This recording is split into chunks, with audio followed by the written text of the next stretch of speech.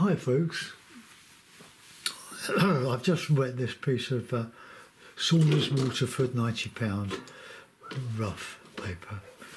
Lovely, lovely paper. Now I might go and muck it all up now. Right, hold on, there we go. Oh dear.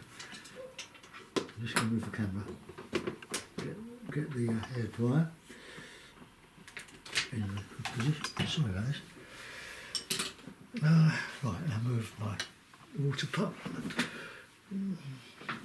Okay. Well, I've just given the sheet a bit of a wet. So now I'm just going to go in with some random colours. Oh, so a bit of red, bit of raw sienna.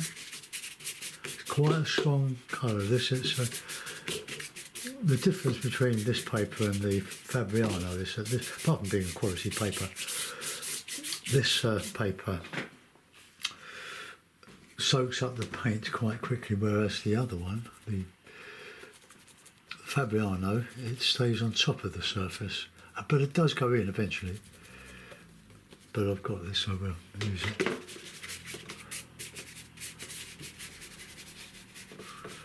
I'll just muck about, just give it some sort of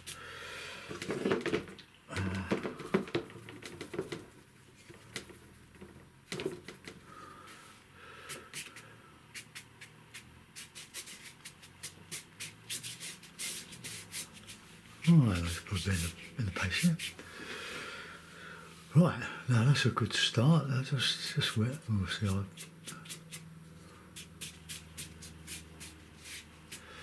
Oh, that's okay. Right, now I'm going to paint wet in wet to start with. I want to do like an estuary scene, ones that I used to do, that I've done lots of. I did a really quite a large painting for YouTube yesterday. Well, that's drying in. I'll show you what I did. It's a big one.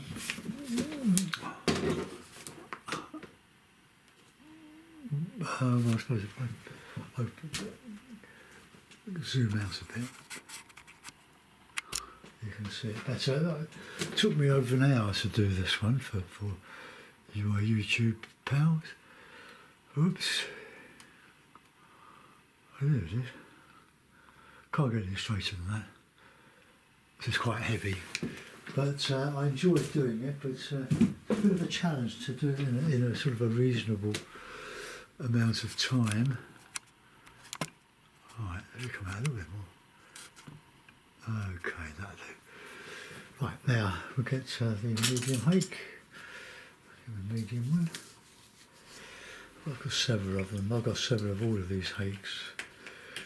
It's a bit wet. And we'll have a bit of burnt umber by way of a change. Burnt umber. A bit of that blue. And you can hear the roughness, can't you? And the hills. The hills are alive with the sound of music.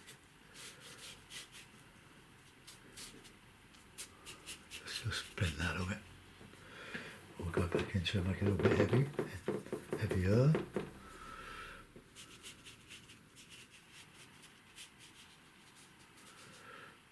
Okay, that'll do for a background. Now we'll start to put in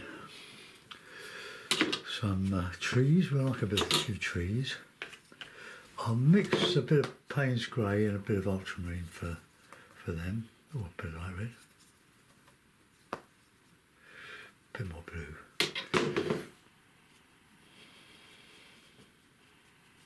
This will dry much lighter than when I put it on because I'm putting it on quite thin.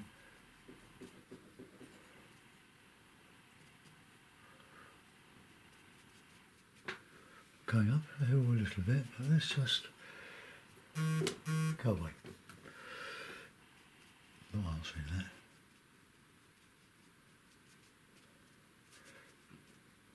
I wasn't going to do one today because we've got a 50th birthday party to celebrate.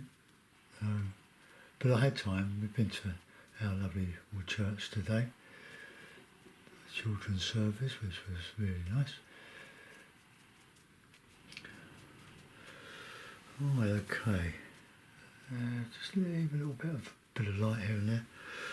Right, and then we'll put in some foreground. Now, as we come to the front, we need to. That's not quite straight though, is it? So let's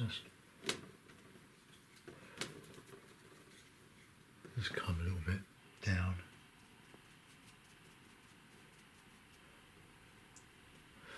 Right, okay. Now there's a bit of backburn, a bit of burnt sienna as well. And a bit of Payne's grey. And a bit of ultramarine.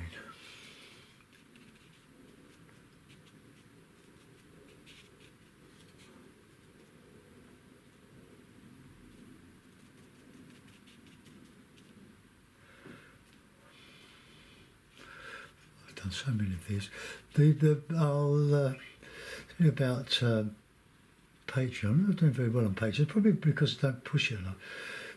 But I've got well over 500 demonstrations on Patreon,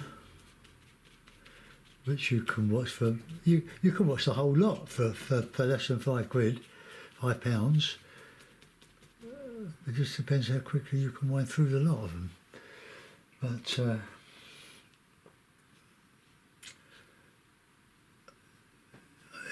I do one a week for Patreon. I used to do two, but it's getting a bit much now because there's lots to do on Saturdays. I can't get the paper. Let's crank up some of those. Just in there, we can add a little bit of that. So lovely yellow light to it. Just fill in there.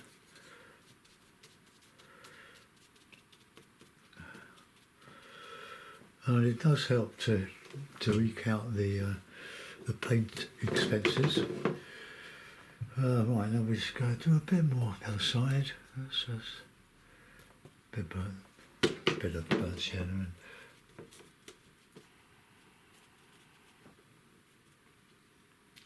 let's just put a bit of that in there.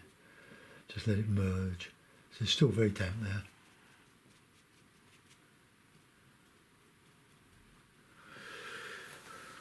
I should do more of this because that's soaked in, much to my chagrin. Can do a bit of greeny stuff in there.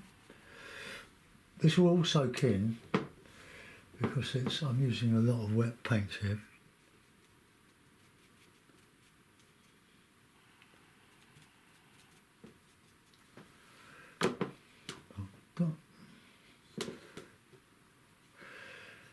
I love this yellow. It sort of obliterates everything underneath. It's an artist quality watercolour made by, well, not made by, but supplied by Jackson Art. It lasts forever. The big tubes, they're about £10 a tube. Perhaps that's overdone a little bit. There's a bit of in there.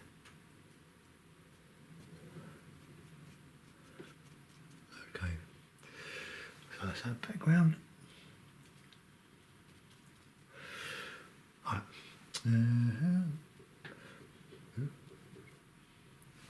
Right, let's just do a few bit of sienna-y ones. Just coming in underneath all that. Then we can start to texture. Which is what that is. Right, I've put in some nice green now. Payne's grey, quite heavy. Now, we're trying to create that illusion of detail. In other words, what you're just doing suggestions rather than a bold statement that this is a tree, this leaves the viewer something to use their their recognition of things. Oh, I got a bit dark in there, a bit of burnt sienna. Oh.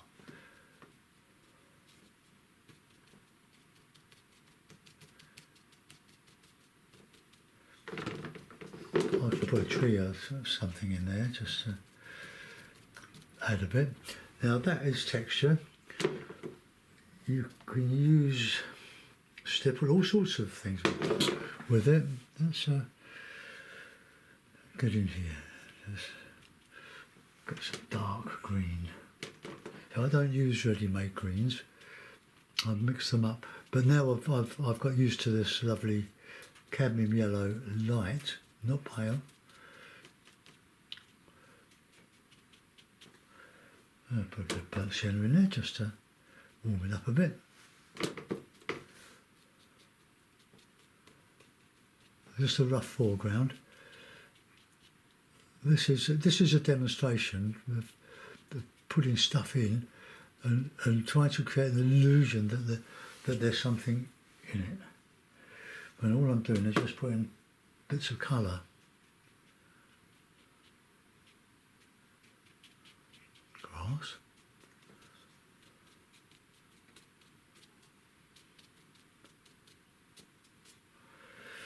And we'll put a little bit of along that top edge of that bit there.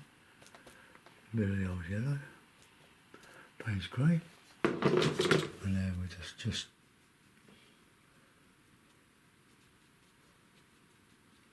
add a little bit of stuff there.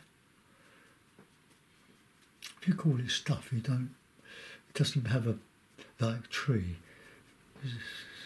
I remember Alvin Crawshaw saying, "Oh, it's a tree, it's a tree," while he was painting a tree, but I don't do that. Learned a lot from Alvin. A bit more dark green in here.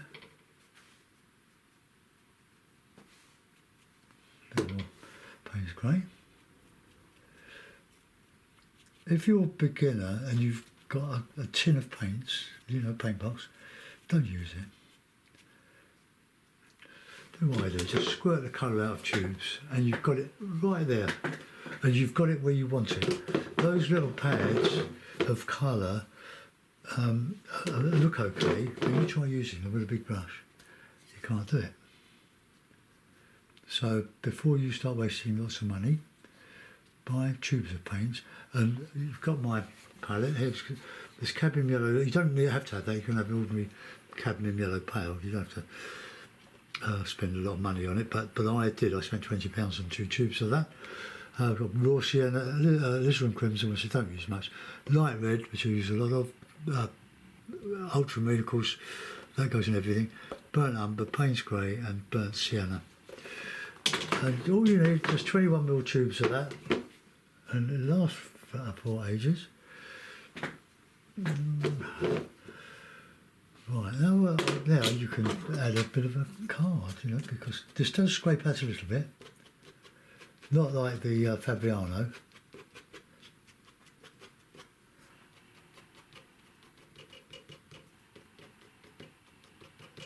Just texturing with a bit of card. Oh, it's just a bit, there it is, just a bit of RAC, Royal Automobile Association, when I used to pay them a lot of money to rescue me, but I've got a much better deal than that. Well, we'll find out. I've never had to use it, but one day I will. Right, okay, now, I don't know whether to leave that or not. I think that's quite a bold statement, a very simple one. I've got the blue from the clouds in there. I'm going to leave all that as it is. No, let's put a bit more in that background. I've got a lovely brush here. It's one I bought, one of 3, Frank Clark's Hakes. Unfortunately and sadly, the old Frank is not with us anymore. He's gone to the big studio above. So I'll warm it up a little bit. Just put a bit of texture in here.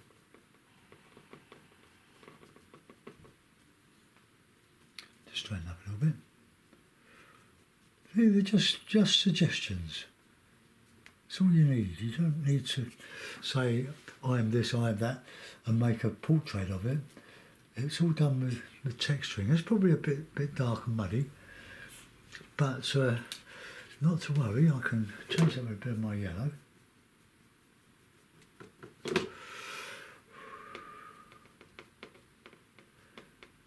Make it green, because it would be green, wouldn't it, if it's foreground. Put some in there. It will all blend in. Almost neat.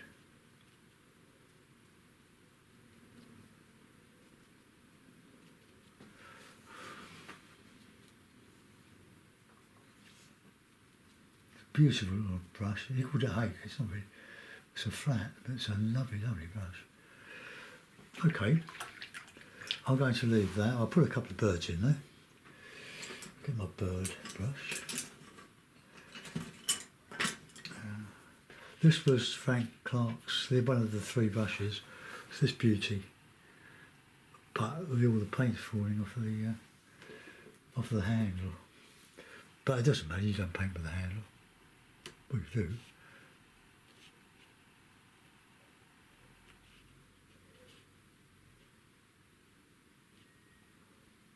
Come up here. The birds, they help to attach the sky to the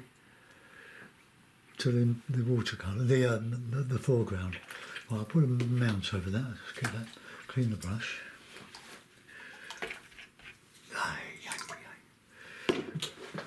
I'll give it a signature. I think it's worth me little brush.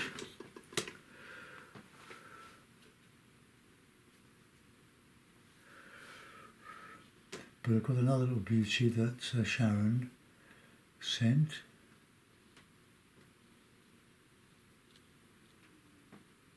Oh, there we are. A bit of masking tape. I'll put that over here, so when I take the clips off, it doesn't fall down. Beautiful paper. It's one of the best papers I've ever used, and it's not as expensive as some of the artist quality. It's just artist quality, but it's a £90, which is quite well, not thin. It's not like artist paper. So there we are. So that's got a little bit wrong there. Okay, mounts, which will just fit.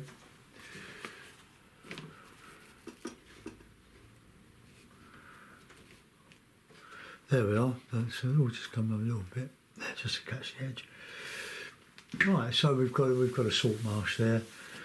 Salt marsh with the sky that's gone, but you never can predict exactly what the sky is going to do when you're working wet in wet. But you get some interesting effects. This is quite nice. Look at the lovely softness. It's just beautiful paper. Okay, folks. Well, thanks for watching.